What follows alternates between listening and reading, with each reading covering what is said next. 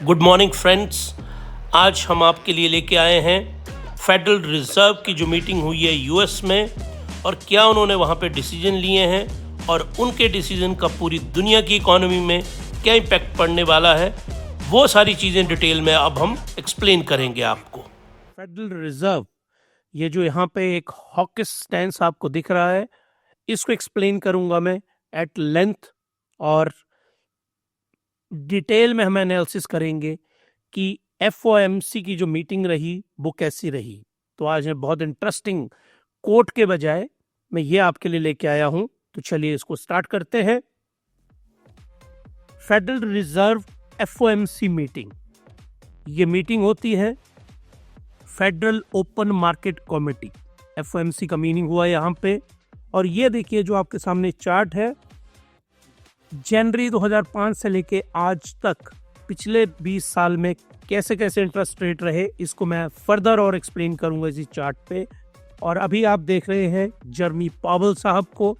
जर्मी पावल और Donald J Trump, इन दोनों अपोजिट पोल्स हैं, इसका क्या इन्फ्लुएंस रहा, और ये सारी की सारी डिटेल मैं आपको एक्सप्लेन करूंगा। तो चलिए अब स्टार्ट करते हैं इस पूरी एक्सप्लेनेशन को, कुछ टाइम इसके ऊपर लगाते हैं एफओएमसी के ऊपर। हिमालयन स्टॉक गुरुकुल हमेशा नया कॉन्सेप्ट लेके आता है, और आज भी हम आपके लिए ये नया कॉन्सेप्ट लेके आ रहे हैं, और वो कॉन्सेप्ट है FOMC, that is federal open market committee. जो फेडरल बैंक है, ये जिस तरह से इंडिया में, आप इस तरह से समझिए इसको, क्योंकि मुझे पता है जो लोग मुझे सुन रहे हैं वो आप सारे लोग जो है ना वो नोवा इन्वेस्टर्स हैं, नए इन्वेस्टर्स हैं, तो आपको बेसिक्स की जरूरत है। तो आपको मैं बेसिक से ही समझा रहा हूं। हमारे देश में जिस तरह से आरबीआई होता है ना, रिजर्व बैंक ऑफ इंडिया, वैसे ही अमेरिका में होता है फेडरल रिजर्व। आरबीआई डिटरमिन करता है कि क्या इंटरेस्ट रेट होंगे भारत में, और इंटरेस्ट रेट में बहुत सिंपल सा लॉजिक है। जो बैंक्स हैं वो कमाई कैसे करते हैं, इनकी अर्निंग का एक ही साधन होता है मोटे तौर के ऊपर, कि ये लोगों को लोन देते हैं, उसके ऊपर इंटरेस्ट लगाते हैं, और वही इनकी कमाई का एक साधन है। बैंकिंग पे कभी वीलॉग करेंगे तो डिटेल में एक्सप्लेन करूंगा आपको।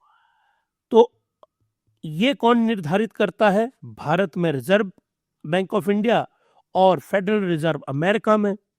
अमेरिका का फेडरल रिजर्व क्यों इतना इंपॉर्टेंट है? क्योंकि यूएस की जो इकोनॉमी है वो $30 ट्रिलियन है, दुनिया की सबसे बड़ी इकोनॉमी, और सारी कंपनीज के जो हेडक्वार्टर्स हैं जो दुनिया में मैटर करती हैं वो यूएस के अंदर है। तो यहाँ पे जो इंटरेस्ट रेट होंगे वो पूरी दुनिया को इन्फ्लुएंस करेंगे, इसलिए इस मीटिंग को वर्ल्ड वाइड फॉलो किया जाता है पूरी दुनिया में। तो इंटरेस्ट रेट इन्होंने 4.25 टू 4.50 की रेंज में छोड़ दिए हैं, ना बढ़ाए हैं ना घटाए हैं। जो पहले थे दिसंबर में कम किए थे उन्होंने, उसके बाद अब की बार कम नहीं किए, और ये तय था कि इंटरेस्ट रेट कम नहीं होने थे। कैसे पता चल रहा है? फेडरल रिजर्व ये जो है ये कहता है कि हम डेटा ड्रिवन है, डेटा ड्रिवन। अब what is data driven? Mainly data लिया जाता है इन्फ्लेशन का, दूसरे नंबर पे लिया जाता है अनएम्प्लॉयमेंट का, और तीसरे नंबर के ऊपर लिया जाता है DXY, जिसको हम डॉलर कहते हैं। अगर ये इन्फ्लेशन लो होनी चाहिए, इसमें क्या बोल रहे हैं, इन्फ्लेशन लो होनी चाहिए, अनएम्प्लॉयमेंट लो होनी चाहिए, और डॉलर जो है वो हाई होना चाहिए, स्ट्रॉन्ग। ये पैरामीटर्स हैं इसके, इसको आप याद कर लो इस कॉन्सेप्ट को। एक बार मैं दोबारा आपको समझा देता हूं। इन्फ्लेशन, कहाँ की इन्फ्लेशन? यूएसए की इन्फ्लेशन की बात हो रही है, ये इंडिया की नहीं। अनएम्प्लॉयमेंट, और तीसरा मैंने क्या बनाया आपको, TXY, दैट इज डॉलर। ये क्या होना चाहिए? It must be low. Unemployment, it should be low. और ये कितना होना चाहिए? ये होना चाहिए हाई। मैंने तीनों को बहुत डिटेल में एक्सप्लेन किया हुआ है। इन्फ्लेशन का टारगेट है यूएसए का कि 2% से नीचे होनी चाहिए। अभी ये 2.7% है, तो ऊपर है। ये बोल रहे हैं कि 2% आनी चाहिए। अनएम्प्लॉयमेंट, जो जॉब थी, अब की बार 2,64,000 लोगों को जॉब मिली, जबकि टारगेट कितना था? 1,55,000 लोगों का। कितने ज्यादा, करीब करीब 1 लाख से ज्यादा लोगों को नौकरी मिली, तो मिली। इकोनॉमी अच्छी है अमेरिका की। डॉलर इंडेक्स 110 के आसपास पहुंच गया है, जो हर रोज एक्सप्लेन करता हूं, आज भी करेंगे आपको। तो तीनों चीजें स्ट्रांग रही, तो इनका स्टैंस होगा हॉकिश। Hawkish stance. इस हॉकिश स्टैंस की वजह से इंटरेस्ट रेट कम नहीं किए गए। लेकिन एक बहुत अच्छी बात है कि इकोनॉमी का जो बिहेवियर है वो किस प्रकार का रहा, तो वो रहा स्ट्रांग।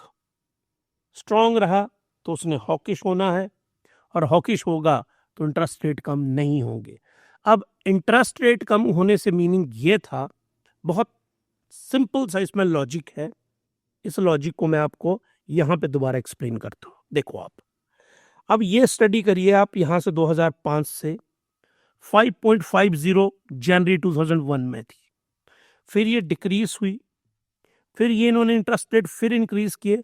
हमेशा याद रखिए आप, इंटरेस्ट रेट हाई होंगे वो भी नुकसान है, इंटरेस्ट रेट लो होंगे वो भी इकोनॉमी के लिए नुकसान होता है। इंटरेस्ट रेट होने चाहिए मीडियन, मीडियन, जो एवरेज, ना ज्यादा हाई हो ना ज्यादा लो हो। फिर ये देखिए आप, यहां पे फेड फंड है लोअर टू 0% आफ्टर, जब फाइनेंशियल क्राइसिस हुआ तो इंटरेस्ट रेट 0 किए गए कम से कम 15 सालों के लिए, ओ सॉरी 5 सालों के लिए। यह बड़ा इंटरेस्टिंग पॉइंट है। क्या मीनिंग हुआ इस चीज का? 2010 से लेके 2015 तक फेडरल रिजर्व ने अपने जो इंटरेस्ट रेट हैं वो 0 कर दिए। इसका मतलब क्या हुआ कि आपको $100 का, ये समझिए 100 रुपी समझ लीजिए आप, 100 रुपए का लोन लिया आपने, तो आपको चुकाना कितना है? सिर्फ 100 रुपया ही चुकाना है। क्या जबरदस्त बात है। क्यों? पूरी इकोनॉमी कोलैप्स हो गई थी यहां पे डिप्रेशन से। ये डिप्रेशन हुआ था यहां पे, पूरी वर्ल्ड इकोनॉमी, जिसको 2008-9 का डिप्रेशन कहते हैं, पूरी दुनिया की इकोनॉमी कोलैप्स हो गई थी। इन्होंने 0 इंटरेस्ट के ऊपर लोगों को लोन दिया कि आप पैसे लो, बिजनेस करो, और हमको कोई इंटरेस्ट देने की जरूरत नहीं है।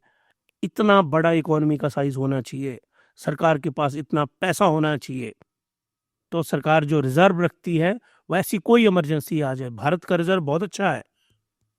हम $600 बिलियन का रिजर्व है इंडिया का। ये 1 ट्रिलियन जाना चाहिए, कितना? 1000 बिलियन पहुंचना चाहिए इंडिया का, कि कभी ऐसी घटना हो जाए तो आपकी इकोनॉमी में इतना दम हो, इतनी स्ट्रांग हो कि वो 0% इंटरेस्ट पे आपको लोन दे सके। फिर आप देखिए ये ऊपर पहुंचा 2.25%। इसके बाद ये फॉल किया। ये है कोविड, ये है कोविड का जोन। कोविड में फिर इन्होंने क्या कर दिया? $100 के बदले $100, मतलब 0 इंटरेस्ट रेट आपको कर दिया, और इतने टाइम 0 रखा इन्होंने। और लोगों को जब पैसे मिलने लगे कि आपको तो 100 रुपया लेके 100 ही वापस करना है ना, तो लोगों ने खूब सारे लोन लिए। अब देखो, मैंने अभी आपको पीछे क्या स्टेटमेंट बताई कि अगर इंटरेस्ट रेट कम होगा तो, मतलब 0 होगा, तो वो भी बहुत खतरनाक है। इंटरेस्ट रेट हाई होगा वो भी बहुत खतरनाक है। तो कम क्या, 0 से कम तो कुछ नहीं हो सकता ना। उसका नुकसान क्या हुआ? स्टॉक मार्केट में लोगों के पास खूब सारे पैसे आ गए, और उसके कारण क्या हो गया? इन्फ्लेशन बढ़ गई। अगर आप सबको, आपकी पॉकेट में अभी लाख लाख रुपया है, अब मैं, आप जो मुझे सुन रहे हैं अभी 500 आदमी, मैं आप सबको 10-10 लाख रुपया दे दूं, तो, और मार्केट के अंदर 500 ही कंप्यूटर्स हों या लैपटॉप हों, मान लीजिए मैकबुक है, 100 मैकबुक है, आपके पास 10-10 लाख रुपया है, तो जो मैकबुक आप 1 लाख कोट करोगे, आप उसको 1.5 लाख कोट करोगे, 2 लाख कोट करोगे, तो मार्केट में क्या बढ़ जाएगी?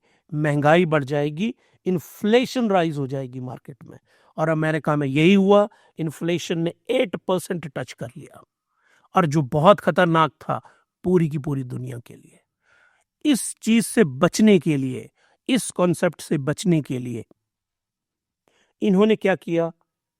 इंटरेस्ट रेट बढ़ाना शुरू कर दिया। इंटरेस्ट रेट बढ़ाने से क्या है? इन्होंने कर दिया 5.50, कि अगर इसका मीनिंग क्या हुआ कि $100 अब दिए तो अब आपको वापस करने पड़ेंगे $105।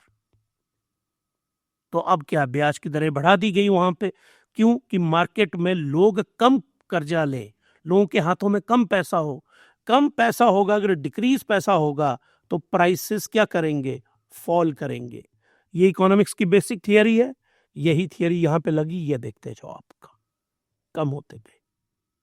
अब इशू ऐसा है कि जो डॉलर है वो बहुत स्ट्रांग हुए जा रहा है, और अब बीच में क्या होने वाला है, जो बहुत बड़ी प्रॉब्लम होने वाली है, वो है टैरिफ। लेकिन अभी तक पता क्या है, ये अभी तक ये उसी कहावत की है कि जैसे गडरिया बोलता है ना, भेड़िया आया भेड़िया आया, तो वो टैरिफ आया टैरिफ आया टैरिफ आया, वही चला हुआ है यूएस में। अभी आया नहीं है कुछ भी, बस कहानियां चली हुई हैं। अब ये टैरिफ जब वो बढ़ा देंगे, मान लो चाइना से आने वाला लैपटॉप है, उसके ऊपर 10% का टैरिफ लगता है। सोचो आप, 1 लाख रुपए का लैपटॉप आता है जो चाइना में बनता है। ऑब्वियसली लगभग हर लैपटॉप चाइना में ही बनता है। अगर इसके ऊपर टैरिफ 25% कर दिया गया तो ये लैपटॉप सीधा कितना हो जाएगा? 1.25 लाख। महंगा हो जाएगा ना ये। और महंगा हुआ तो इन्फ्लेशन बढ़ेगी यूएस में कि नहीं बढ़ेगी? एक कारण तो ये होने वाला है कि आप टैरिफ तो बढ़ा दो, जो ट्रंप साहब बोल रहे हैं कि हम टैरिफ बढ़ाएंगे, तो टैरिफ बढ़ाने से इन्फ्लेशन लौट के आएगी यूएस में। आई होप ये क्लियर हो गया आपको। दूसरा, एक और राग जो अलाप रहे हैं वहां पे, और वो गलत है, बिल्कुल सरासर गलत है, वो है डिपोर्टेशन। अब वो क्या बोल रहे हैं यूएस में कि जो यहां पे लोग रह रहे हैं, पीपल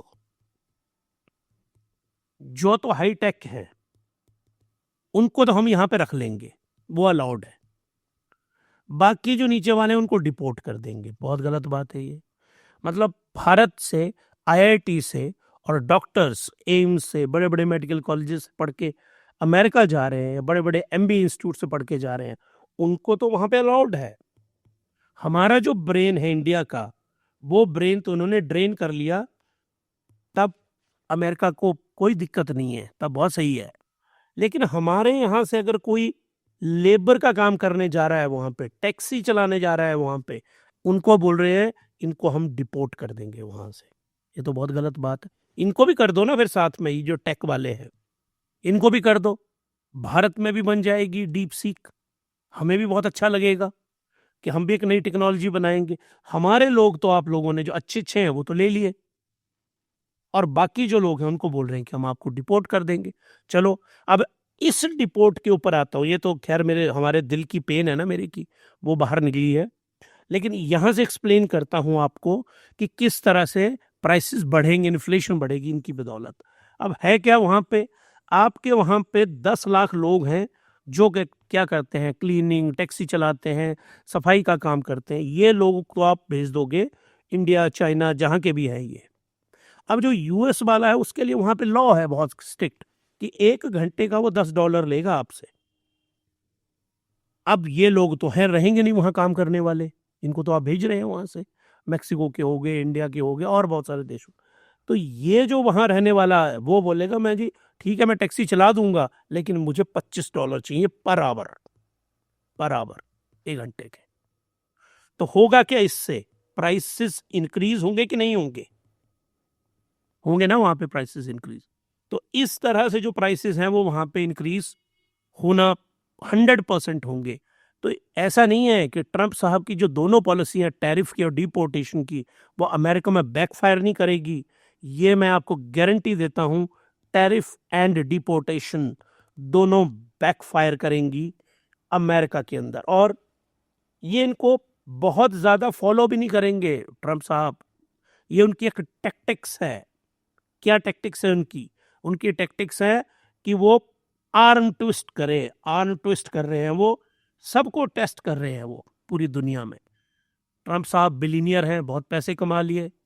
अब उनको वो सत्ता का है ना कि सत्ता का आनंद लिया जाए, तो वो इंजॉय कर रहे हैं उस पावर को। विंस्टन चर्चिल की बहुत फेमस लाइन है, power corrupt absolute power corrupt absolutely, और वो उस स्टेज में है जहां एब्सोल्यूट पावर उनको एक इंटेलेक्चुअली करप्ट कर रही है। वो पूरी दुनिया को डराए जा रहे हैं वहां पे। बेसिकली वो ऐसा करने वाले हैं नहीं, लेकिन वो ट्विस्ट कर रहे हैं कि आप हमको क्या फायदा दे रहे हैं, कि जब मैं नेगोशिएशन टेबल के ऊपर जाऊं तो मैं इतना साइकोलॉजिकली दबाव बना दूं कि दूसरे वाला ना पहले ही आधा तो उसको वैसे ही कंपा दो आप कमरे में आने से पहले। और कुछ इंडिया जैसे स्मार्ट देश हैं, उन्होंने सीधा ही बोल दिया कि ये 18,000 जो हमारे लोग इलीगल है वहां पे, हम उनको वापस लेने के लिए तैयार है। कि ट्रंप साहब जब हमारे साथ नेगोशिएशन टेबल पे आए तो वहां पे वो ज्यादा हमें डराए ना। तो ये जो सारी वहां की पॉलिसी है। और यहाँ पे एक पॉजिटिव चीज इस फेड की मीटिंग में रही जो बहुत ही शानदार रही, वो थी क्रिप्टो को लेके पहली बार एफओएमसी की जो चेयरमैन हैं जर्मी पॉवेल, इन्होंने क्रिप्टो के ऊपर बात की है कि क्रिप्टो जो है, यस, फेडरल बैंक ने पहली बार माना है कि ये फ्यूचर की करेंसी है। जो हम चैनल लॉन्च करने वाले हैं संडे को, वो हम चैनल ऐसे ही नहीं लॉन्च कर रहे हैं। मुझे बहुत अच्छी तरह से आइडिया है। और जो चेकोस्लोवाकिया है, रिपब्लिक ऑफ चेकोस्लोवाकिया, उन्होंने बोला है कि हम 5% अपना जो रिजर्व है वो हम क्रिप्टो में रखेंगे। पहले हम किस में रखते थे? Dollar and gold. अब उसमें इंट्रोड्यूस क्या हो जाएगी? क्रिप्टो। बहुत सारे नेशंस कर रहे हैं। हमारी सरकार को भी इंडिया में ब्लॉकचेन को लेके क्लियर पॉलिसी लानी पड़ेगी। आप या तो इसको बैन करिए, बैन का तो स्कोप ही नहीं है ना, वो आप कर ही नहीं सकते क्योंकि आपके कंट्रोल में कुछ है ही नहीं, वो कंट्रोल ही कहीं बाहर से है। तो आप इसको लीगल करिए, लॉ बनाइए, इसको रेगुलेट करिए, लोगों को झूठों के जाल में फंसने से बचाइए। ये सरकार को इस बजट में क्रिप्टो के ऊपर कुछ करना चाहिए, बोलना चाहिए, रेगुलेट करना चाहिए। जर्मी पॉवेल ने बोला, और इसकी बदौलत वहां पे क्या हुआ मैं आपको यहाँ पे दिखाता हूं कि जो बिटकॉइन है, बिटकॉइंस ने बहुत जबरदस्त परफॉर्मेंस दी। यहां पे मैं आपको, ये देखिए आप, दिस इज बिटकॉइन। इस बिटकॉइन ने ये वहां पे फेड एफओएमसी ने पॉजिटिव बोला बिटकॉइन के ऊपर कि इसको लेके बहुत स्ट्रिक्ट लॉज बनाने की जरूरत है और ये फ्यूचर की करेंसी हो नहीं सकती है, ये फ्यूचर करेंसी है। और ये मार्केट को देखना था 91 लाख रुपए के ऊपर पहुंच गई, जबकि ट्रंप साहब के आने से कुछ दिन पहले ये 79 लाख रुपीस के ऊपर थी। तो ये करेंसी इस तरह से ऊपर को बढ़ी है। तो एफओएमसी की मीटिंग में इसके बारे में बोला गया है और ये बहुत ज़्यादा पॉजिटिव इसकी आउटकम है। इंटरेस्ट रेट कम नहीं होने थे, ये सबको पता था। तो यहाँ पे आज का जो हम इंट्रोड्यूस मैंने आप लोगों के लिए ये किया, ये इसलिए मैंने ये ब्लॉग बनाया क्योंकि मैंने आपको कल बताया था कि जो फेडरल रिजर्व जो है उसकी ओपन मार्केट कमेटी एफओएमसी की जो मीटिंग है, ये मीटिंग बहुत इंपॉर्टेंट है पूरी दुनिया के लिए। इस मीटिंग में पूरी दुनिया के लिए डिसाइड हुआ कि इंटरेस्ट रेट बढ़ेंगे घटेंगे, वो डिटेल में मैंने एक्सप्लेन किया। आई होप आप लोगों को एफओएमसी फेडरल रिजर्व की जो पॉलिसी है इसका पूरी दुनिया के साथ क्या रिलेशन है ये समझ आया होगा। और जर्मी पॉवेल ने ट्रंप साहब के खिलाफ कुछ नहीं बोला, उन्होंने मात्र इतना बोला कि हमारे साथ उनकी कोई कम्युनिकेशन नहीं है। तो आप देखिए बैंक कितना इंडिपेंडेंट है अमेरिका में और पूरी दुनिया में, और भारत में भी ऐसा होना चाहिए। तो आप लोगों ने हिमालय स्टॉक गुरुकुल के साथ जुड़े रहे, उसके लिए आप लोगों का बहुत बहुत धन्यवाद। और आपसे मेरी रिक्वेस्ट है, आपको ये जो हमने यहाँ पे अपना कॉइन शो हो रहा है हमारा, ये कॉइन आपको पसंद आ रहा है तो कमेंट करें, हमारे चैनल को सब्सक्राइब करें, और इसी तरह से हर रोज़ मैं आपके लिए कोई ना कोई कॉन्सेप्ट लेके आता हूँ। तो इसमें अगर आपको कोई चीज़ नहीं समझ आई तो आप मुझे कमेंट करके बताइए, नहीं तो हमारे चैनल को लाइक करिए। देखिए मैं हर रोज़ आपसे रिक्वेस्ट करता हूँ, लाइक करिए, पसंद आया सब्सक्राइब करिए, और सब्सक्राइब के साथ जो बेल आइकन है वहाँ पे, उस बेल आइकन को ज़रूर आप दबाइए। कैसे जापान की परफॉर्मेंस रहेगी, हैंगसेंग सिंगापुर, ये मॉर्निंग में कैसा होता है, आपको 9 बजे से पहले हमारा वीडियो मिल जाता है। वहाँ पे मैं पोस्ट करता हूँ वो पोस्ट आपको तभी मिलेगी आपने जब बेल में नोटिफिकेशन ऑन की होगी। अगर आपको एक कंटिन्यूअस इन्वेस्टर बनना है, एंजॉय करना है पूरी प्रोसेस को, कुछ सीखना है, तो आप ज़रूर सब्सक्राइब करिए और आप हमारे साथ जुड़े रहे। उसके लिए आप लोगों का बहुत बहुत धन्यवाद।